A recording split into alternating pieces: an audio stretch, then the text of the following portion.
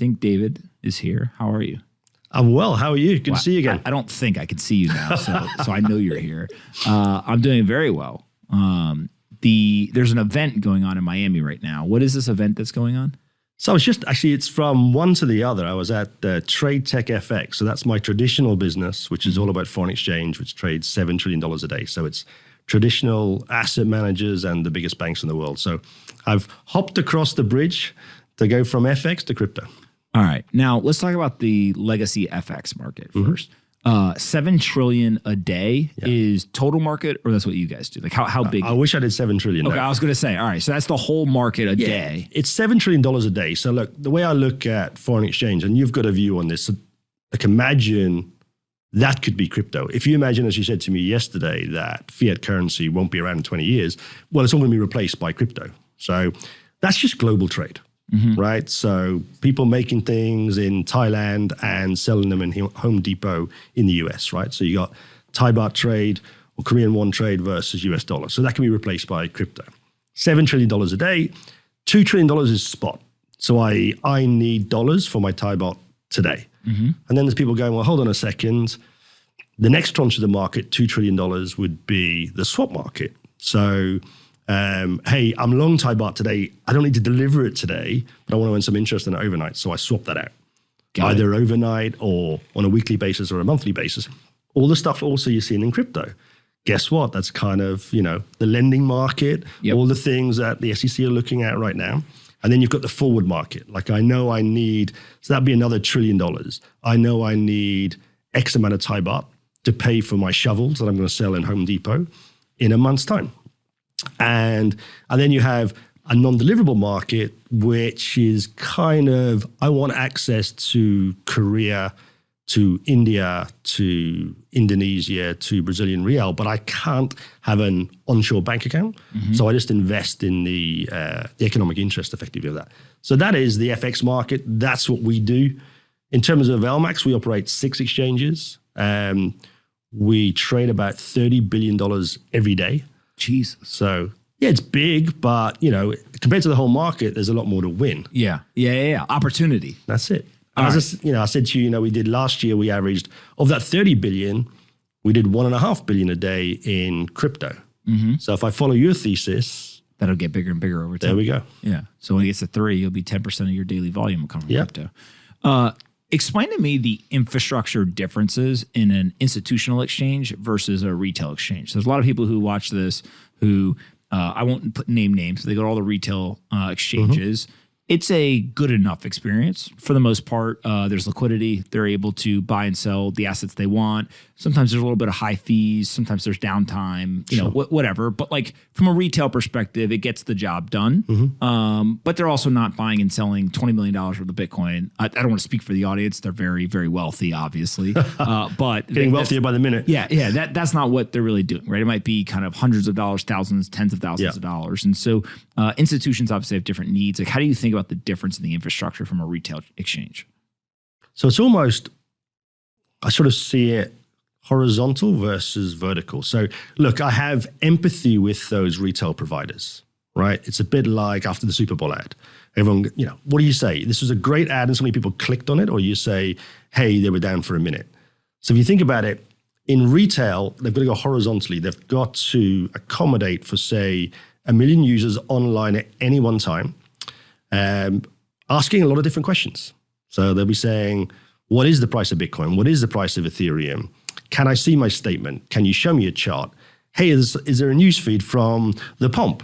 All of these questions, I need to be able to service that.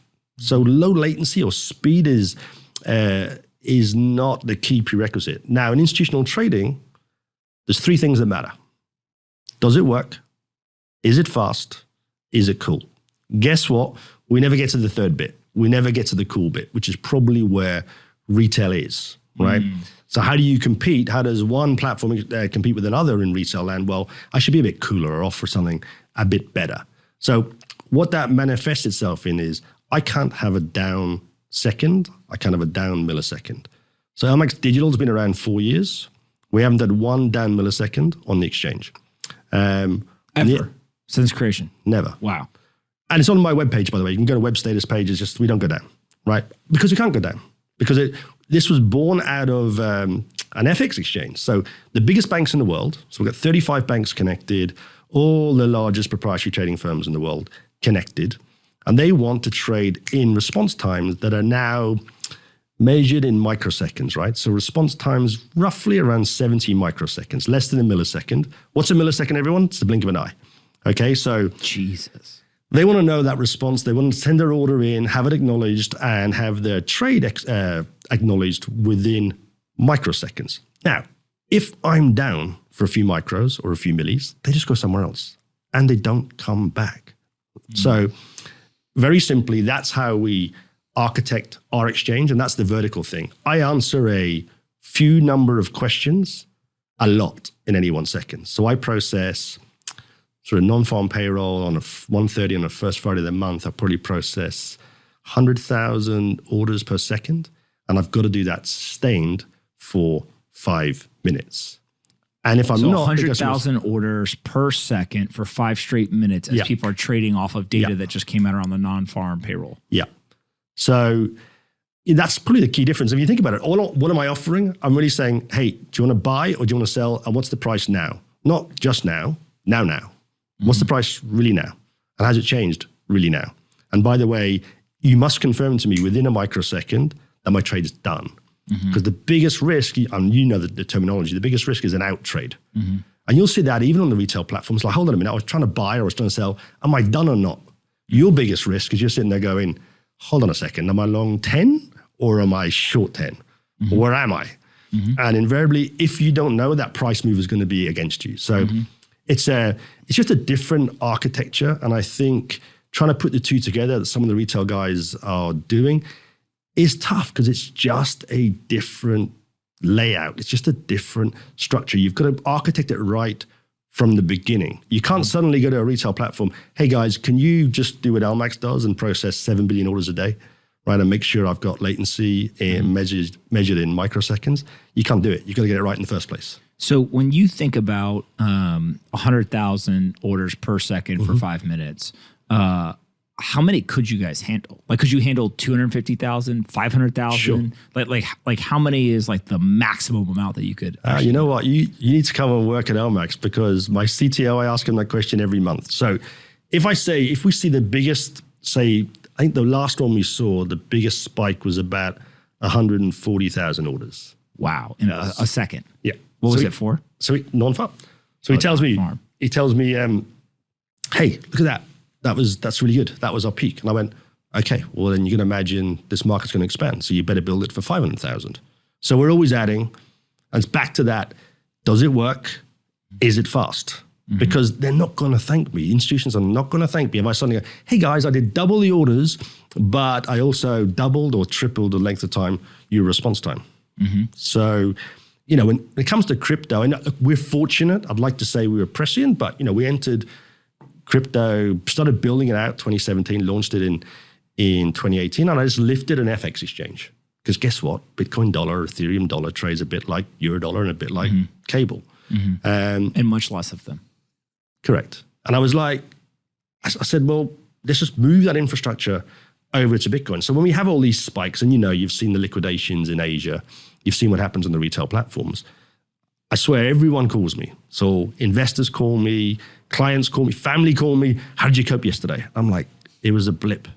It wasn't even a blip for us. I mean, the last time when you probably read that, all the retail exchanges were down, my order rate was about 10,000 a second for Bitcoin. But remember, it's the same architecture, right? It's the same hardware as I have on my FX exchanges that can accommodate 10x. So I say right now, we could execute every order in the crypto market today, bar none.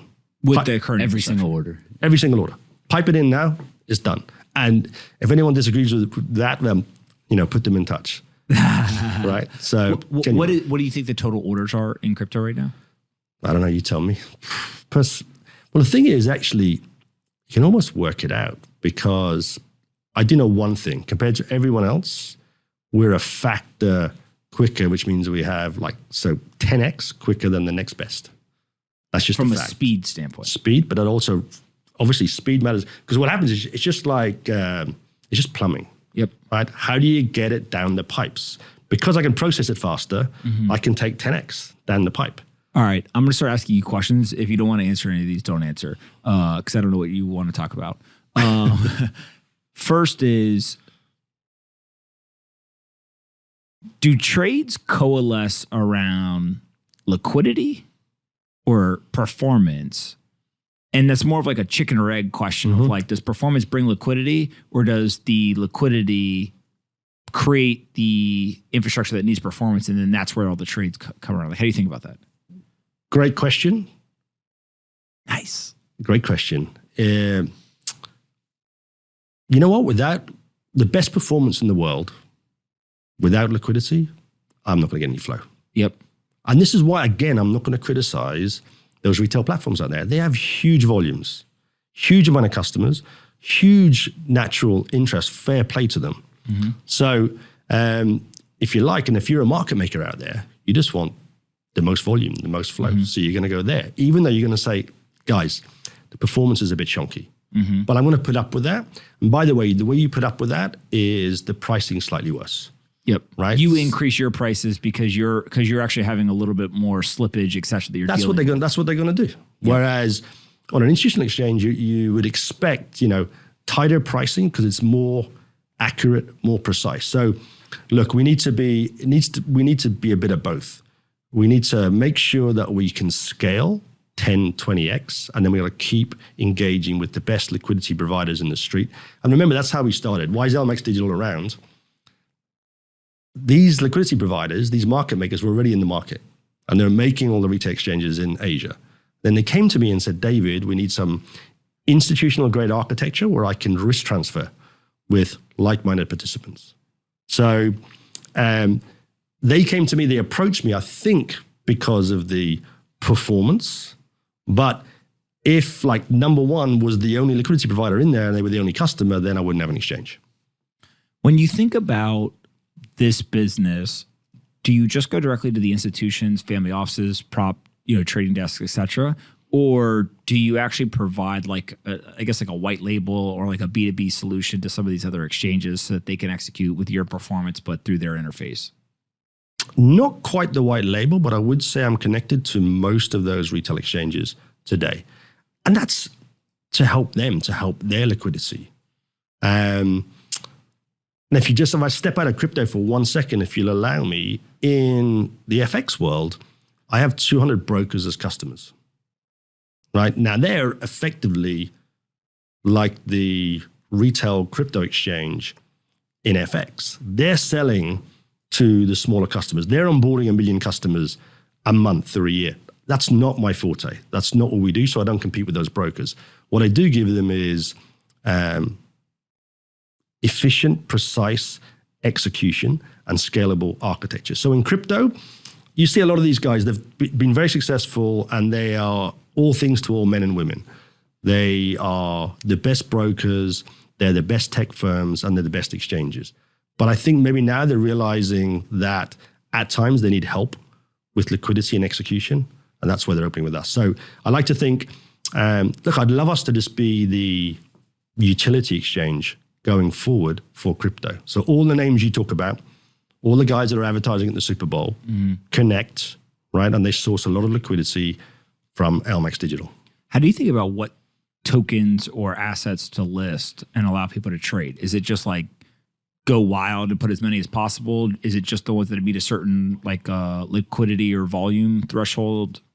I ask you what's hot, and then you talk to me about barbell. No, look, it's a couple of things. The easiest thing in the world for an exchange to do is list a new token, list a new asset. Very simple. When I go back to FX, we list 100 currency pairs in FX. You need to have more candy in the candy store. I need more candy in my LMAX Digital crypto store.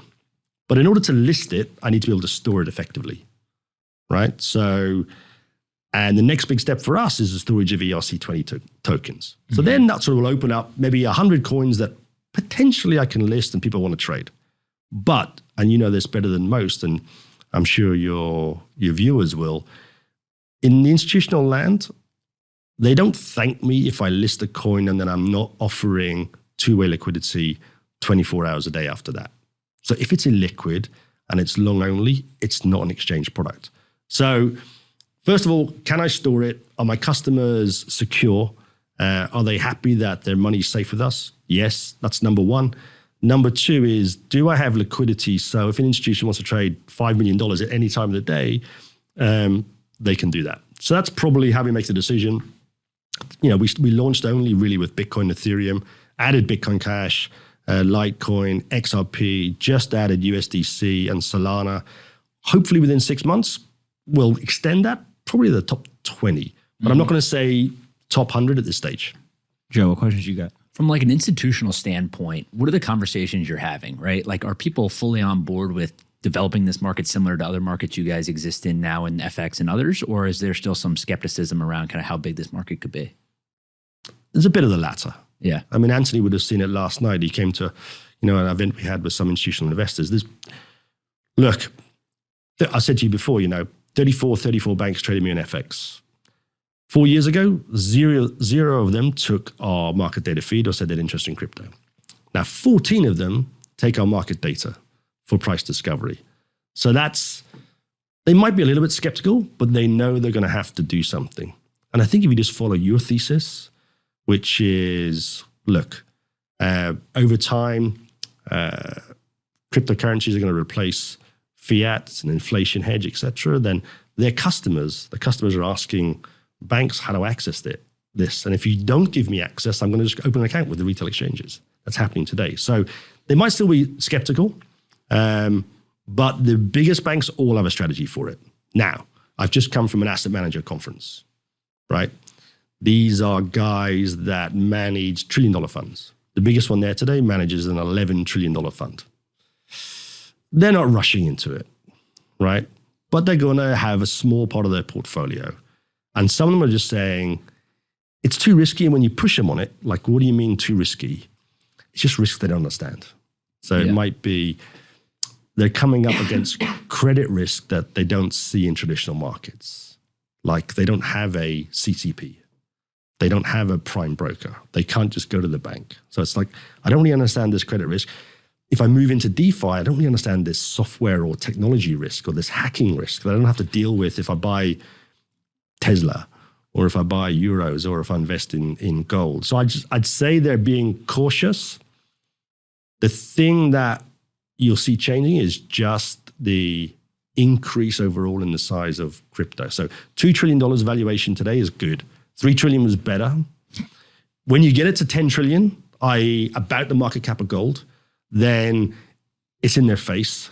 And skeptical or not, they're going to have to offer this to their investors and to their stakeholders. Are there a lot of customers that you guys have or partners that have multiple entities? So, for example, a lot of hedge fund managers also have family offices or something like that. I'm assuming if it's good enough for their institutional asset manager, they're probably, hey, let's just replicate the same infrastructure for the family office. If that is true, do you see some of them being, we're not we are not yet ready at the hedge fund, but they're personally buying and selling? You're smirking, so I'm assuming that's happening a lot. 100% yes. Yeah. But look, sometimes I think we paint the wrong picture of institutions, right? It's like they're faceless institutions. You saw some of the people in those institutions last night. Yes. I guarantee you all of them owned Bitcoin. Yep. Well, I'd be surprised if it wasn't 95%. Yep. Put it that way. It's just that they work in an institution that hasn't yet accepted it. Got there yet. Likewise, in fund world, they're sort of, just imagine you run a $1 billion fund. They go, hey, here's $20. They allocate that off to a smaller fund, a feeder fund, to a family office, and they see the performance there. If you like, they're testing it there. And that's probably, from a fund perspective, how I would describe our sort of fund customer base right now. So you're not getting the $1 trillion fund trading it yet. I hope they come. It's the smaller feeder funds or test case. You're based in the UK, which has a different kind of regulatory jurisdiction. How are you guys thinking about, we have customers all over the world. We service this global liquidity. The US has one regulatory jurisdiction. UK obviously is different. And then you go around the world. I'm assuming there's some differences in the FX world, but it feels like crypto, there's more bifurcation, there's more uncertainty, there's more, we're figuring it out. Like, how are you guys dealing with that right now? So I think that's fair. We just got to make a choice, right? So I've got clients in 100 countries. So if you imagine, look at FX land. I'm regulated in the UK by the FCA. I'm regulated in Europe under ESMA. I'm regulated by the MAS in Singapore. I've got registration in New Zealand. I've got regulation for crypto in Gibraltar. Now you're going to say, why Gibraltar, David? Well, the UK didn't have a crypto framework. So I wanted to have regulation. We think it's a good thing. Plus some of my customers, they just want to see that stamp of approval. So you end up with, they had a digital ledger framework. The UK didn't. I approached my home regulator, which was the FCA. They said, carry on, David, but we haven't got a framework. We'll let you know when we do. It's difficult in capital markets, but let's step back a little bit and remember why we have regulation. Mostly it's trying to protect investors. Now, you and I can sit there and complain about them and say, it's a pain in the ass. Look at all these regulations. Look at all these rules. But mostly it's to protect actually private investors mostly. That's what it's there. We have to adapt to it. I think what's different in crypto is there's a difference of opinion amongst global regulators what these assets or what these products are. I think everyone's almost accepted that Bitcoin is not a security. Mm-hmm. That's different when you move into the token world. And I think that's the big debate in the US right now. So I'd have to be very careful. If I launched a token and I offered that for sale to a US customer, I'd be very nervous about that because I do think the SEC would say that's a security and you need to be regulated over here. Mm-hmm. But generally, when you come from an institutional standpoint, they've got entities all around the world themselves. So they go, you know what, we're not regulated, and they're not doing anything wrong. We're not regulated to trade this from our US entity. We're going to onboard you from our Asian entity where we are permissioned to do it. Like in Singapore, for example, there's permission to do it. Yeah, game on. One of the other things that you probably have a unique perspective on is I keep coming back to this idea that regulators will be able to write law into code. And, I use kind of a very simplistic example, which is let's say that you're a accredited investor. I'm not. You're going to trade me a security. I'm not allowed to buy it. And historically, they spent enormous amounts of money, time, and energy to go figure out, hey, what happened? Who are the parties? Let's build a case and let's go prosecute these people. And it's very reactive. And that's why it's so time consuming and cost consuming.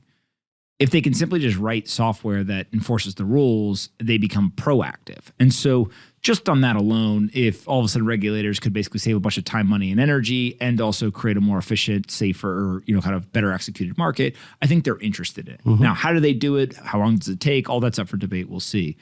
But let's say that does start to occur. Yeah. Along that path, you start to get the digitization of other assets as well. So it's not just fiat currencies that now are being traded. It's not just cryptocurrencies that are trying to either be currencies or commodities, if you will. Now mortgages, now other types of assets get digitized.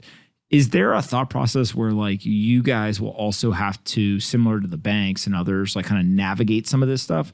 Or do you think of it as just like, no, we haven't really gone into other markets outside of what we do in the legacy world. Like we know what we do and we know what we don't do. And so you take a similar approach in crypto as well. I love it. I think it's a great idea. And I think, that we've discussed it vaguely, back at the headquarters, if you like, but a compliance coin, an onboarding coin. If you think about the whole premise of crypto, a lot of people like the anonymity. Right? Global anti-money laundering rules is you can't have ultimate anonymity, right? And comply with global laws. But would you accept it that it's inbuilt to your coin? It's inbuilt to your token, and you could see who accessed it. So it's not accessed for all, right? All your KYC information is locked up in the token. And only if the law enforcement agencies want to look at it, will that be open? Would you permit that? So I think, you could maybe, look, I'm not sure it'll ever happen. Regulators tend to be, they're going to be 5 to 10 years behind the market, quite rightly, by the way, because not every new thing works, right? whoever launches a new coin today, why should they create regulation for that? It might be gone tomorrow. Yep. So now it's probably the right size for them to be assessing Start crypto. looking at it. But yeah, look, I think it's, I think that's, you're back into probably above my pay grade, but what can blockchain technology be used for? I think it's possible. And I think it can create what you want, what I want, what all your viewers want. It could create a more frictionless market. The biggest problem we all have with every market right now is friction, i.e. it's hard to access it. Now, don't tell me anything you're not supposed to tell me. Talk to me about like the brain drain from legacy finance, legacy tech. It feels like a lot of folks who, especially the people who are paying attention to crypto, like, oh, this is exciting. I want to go to the frontier in various forms. Some want to go work at centralized equity-based exchanges. Some want to go build in decentralized finance. Some want to build protocol. There's a whole bunch of stuff to do. You're unique because you actually have a crypto component to what you do, right? Yeah. Are there trends that you notice internally of like people wanting to shift into the crypto unit, maybe people who go there and want to shift back and like, hey, screw these people? Do you see that it's become easier or harder to recruit? Just talk to me kind of like how crypto is impacting talent and kind of the recruiting process. Thank goodness we have a crypto arm. Thank goodness we have LMAX Digital. Mm-hmm. I like to think our technologists are amongst the best in the world. Mm-hmm. They're the modern day rock star. Right. Mm-hmm. So I'm old enough. I started on trading floors, and the traders were the rock stars. Now it's the technologists. Mm-hmm. If we more than money, like more than flexing, more than the brand, it's give them challenging problems to solve. Mm-hmm. The blockchain and crypto is full of challenging problems that haven't been solved yet, mm-hmm. and no one's around to tell you you're wrong. Mm-hmm. Or it's been done before, because it hasn't. Mm-hmm. So my attrition rate in the technology department last year was 0%. Wow. In the company, it's around 15%. Lower than normal. I'd expect 20% because people are young and they move on. Mm-hmm. Because of the pandemic, et cetera, people are moving less. But I don't think, I'd be able to keep my talented crew. We also increased the tech crew by 40% last year, looking to increase it again by 50% this year. If I wasn't doing crypto, if I wasn't offering challenging problems, mm-hmm. I think they'd go elsewhere. The intellectual curiosity keeps people interested. These are engineers, think about it, yourself, they're engineers, and they can't turn that off. And how many of them are, I want to work on not crypto, or I want to work exclusively on crypto, or are they like straddling both sides? Like, what are you seeing there? Okay, so I'm going to, you don't like me sitting on the fence, but I'm going to say they straddle both sides. But I can tell there's some who love crypto and see that being what they do for the next 20 years. Yep. But actually beneath it all, I'd say all of them just love the technical challenge. It's something new. How do I store it? Mm-hmm. We looked at custody, for example. They never looked at HSMs before. They never looked at the makeup, the computational power within those. So they ended up talking to nuclear, guys who were in nuclear energy. They talked to people who were advising the German military to try and understand HSM. So that solved, if you like, their intellectual curiosity. So most of them are interested in that. But like the rest of the planet, you could probably go to my technology department, and I'm going to say 40% of them don't believe in crypto. But they do like the challenges. That's a pretty big number. Yeah, but they're cynics. Do you know, like engineers, techies, they're cynics, and they're always looking. They might believe in Bitcoin, but do they believe in DeFi and all those other altcoins? All they see is potential software bugs, right? All software has bugs. Mm-hmm. So if all you're selling them is fix the bugs, yeah, and you wrapped, yeah, they want innovation. Software. They don't want the evolutionary bingo type thing. Yeah, it's what about you? Like, how much fun is the crypto stuff? Like, and has this like? I was talking to a recent hedge fund manager who's quite large, and they were like, "Dude, it's re-energized our entire team." Right? Like, it's similar to it feels like a little bit like the technical challenge stuff, right? Of like new markets, lots of market share up for grabs. Like, people feel differently about this than they do of like, oh, we're just doing the same thing we've been doing for 15 years. Is that similar to kind of how you're thinking about it? It's very energizing. And again, you don't know everything. Like sometimes, look, I've been in FX markets a long time, and you think, what's new? So you stay up all night, or you spend your whole year coming and trying to come up with a new product. In crypto, there's just these new challenges all the time. But more importantly, so what do I run? I run an FX exchange, I run an FX broker, and I run a crypto broker and exchange. I go and speak to the biggest banks in the world about the FX exchange. I can tell you, last time I was in New York City, I sat down for lunch with the global head of FX at one of the largest banks in the world to talk about foreign exchange. And of course, I'm trying to get more business from him. It's always the case. We spend 10 minutes discussing how that might happen. The next 50 minutes, talking about crypto.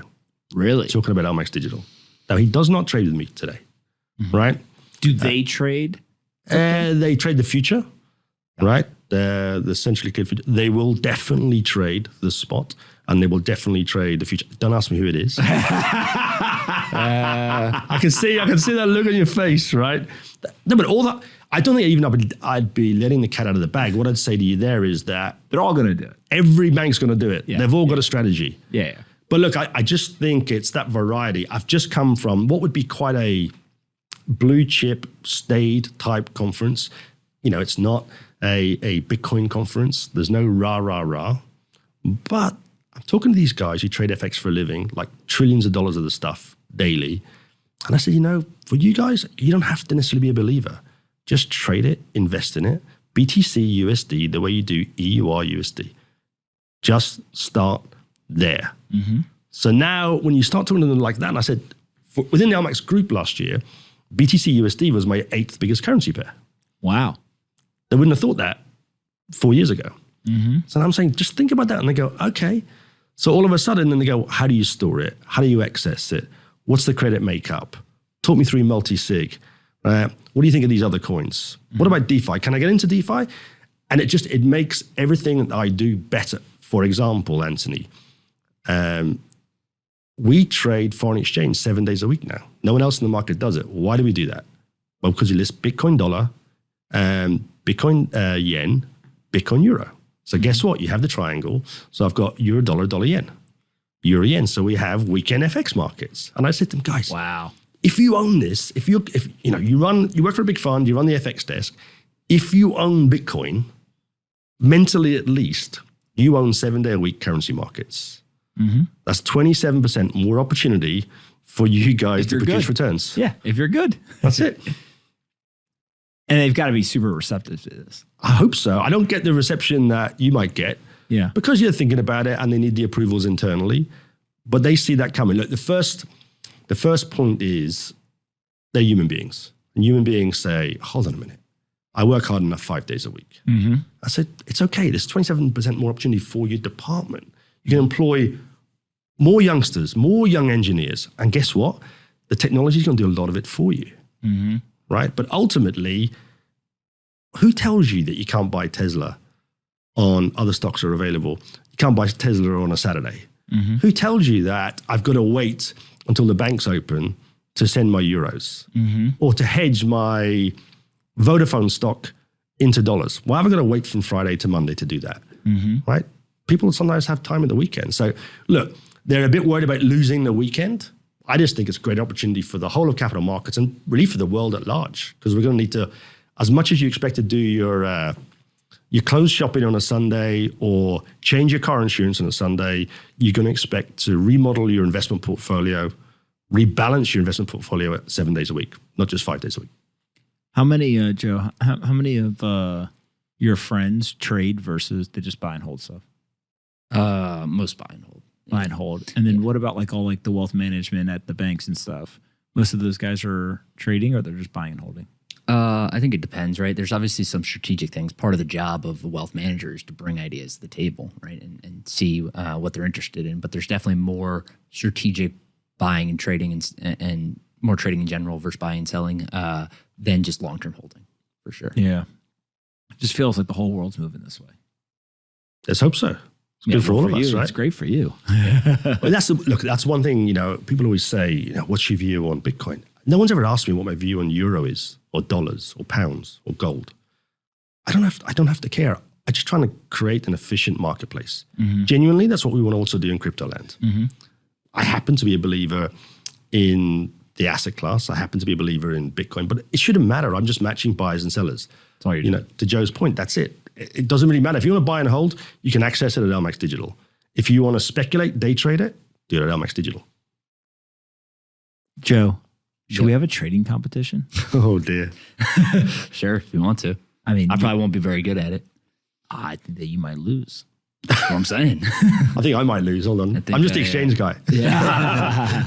All right, where can we send people, especially the institutions that want to learn more about what you guys are doing? Where can we send them? Very easy. LMAXdigital.com or LMAX.com if you want to see the group. LMAX.com or LMAXdigital.com. Correct. Pretty simple. Fastest trading around. Fastest, most scalable. I feel like there's a commercial in here that's just like, fastest, cheapest, no downtime. When you say Cheapest. No one wants to be cheap. You want to be cost efficient. Right. Come on. All right. You write the script. Right. and the most gangster thing that you could say is like, yeah, everyone else goes down. We never go down. That's it. Because ultimately people are like, okay, fine. I probably should have an account there. Web status on the homepage. You'll see it.